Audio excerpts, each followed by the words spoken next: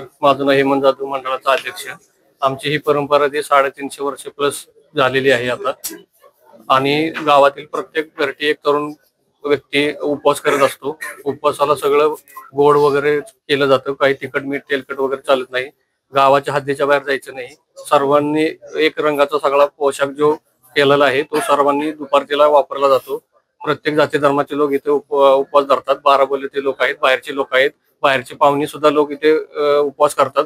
हे दिनक्रम आमचा सकाळी पहाटेची 3 वाजता आरती होते. गोंधळ्याची आरती झाल्यानंतर प्रत्येक जण आंघोळीला जातो घरी. आंघोळीनंतर मंदिरात येऊन गंध वगैरे लावून प्रदक्षिणा मारतो. त्यानंतर कोणी इथे चोपड्यावर तर कोणी बाहेर असं गावाच्या अड्डा येतीपर्यंत पाय मोकळं करायला जाऊ शकतो. त्याच्यानंतर आमच्या 9 वाजता दुपारती निघते. दुपारतीचा कार्यक्रम झाल्यानंतर अशा प्रकारे इथं आम्ही मंदिरात परत एकत्र जमतो. इथे काही जे मंडळाचे विषय असतील, संध्याकाळचं देवाचे काही भजन असतील, भक्तगीत असतील, असं काही कार्यक्रम आम्ही आयोजित करतो. त्यांच्याविषयी माहिती असेल किंवा कोणाचा काय विषय असेल तर इथे तो मांडला जातो. त्याच्यानंतर सर्वजण घरी फराळासाठी जातात. गोंधळाची पुन्हा आरती होते. ती आरती झाल्यानंतर सर्वजण घरी जातात फराळ करायला. फराळ केल्यानंतर परत आम्ही मंदिरात एकत्र येतो.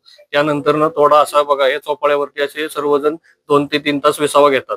त्याच्यानंतर 5 वाजता परत सगळे जे नवरात्री आहेत ते हातपाय वगैरे धुवून परत मंदिरात येतात. पुन्हा प्रदक्षिणा दर्शन घेऊन पुन्हा पाय मोकळे करण्यासाठी गावाच्या वेशीच्या अलीकडेच पाय मोकळे करण्यासाठी जातात. त्याच्यानंतर संध्याकाळी परत 10 वाजता आमच्या नाथसाहेबांची तसेच गावातील जेवढी मंदिरं आहेत तिथे सगळे चबिना निघतो. दुपारती निघते. त्याच्यानंतर दुपारती गावात आल्यानंतर मंदिरात सगळ्यांनी येऊन दर्शन घेतलं जाते. त्याच्यानंतर पुन्हा एकदा आरती होते गोंधळ्याची. त्याच्यानंतर 12 ते 1 च्या दरम्यान नंतर 1 ते 2 3 वाजेपर्यंत विसावा घेतला जातो.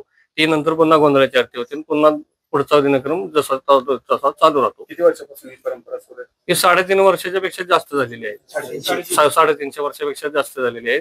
पूर्वी पंजोबा आजोबा आता जे आहेत त्यांचे असे सर्वांचे प्रत्येक घरटी सगळ्यांचे उपवास झालेले आहेत. नाव प्रवीण जाधव, पांडेगावचा रहिवासी असून 2009 सालापासून हे मी नवरात्र करतोय. आमची जी परंपरा आहे ती 350 वर्षापासूनची जुनी परंपरा आहे. त्याच्यामध्ये जमिनीशी आपली नाळ जोडलेली असावी म्हणून पाय जमिनीवर ठेवून हा उपवास केला जातो. 9 दिवसाचा हा उपवास आहे. घट बसल्यापासून घट उठेपर्यंत उभं राहायचं असतं. जो काही विधी असेल तो सगळं उभं राहून करतात. याच्यामध्ये फराळाची जी पद्धत आहे ते गोड खायचं असतं. तेलकट तिखट कुठल्याही प्रकारचं चालत नाही. फास्ट चालायचं नाही, गाडीवर बसायचं नाही. ह्या सगळ्या गोष्टीचा वापर केला जातो. यात मीठ तेलकट तिखट कुठल्याही प्रकार चालत नाही. अशा प्रकारचा हा उपवास आम्ही वर्ष परंपरेनं करत आलेलो.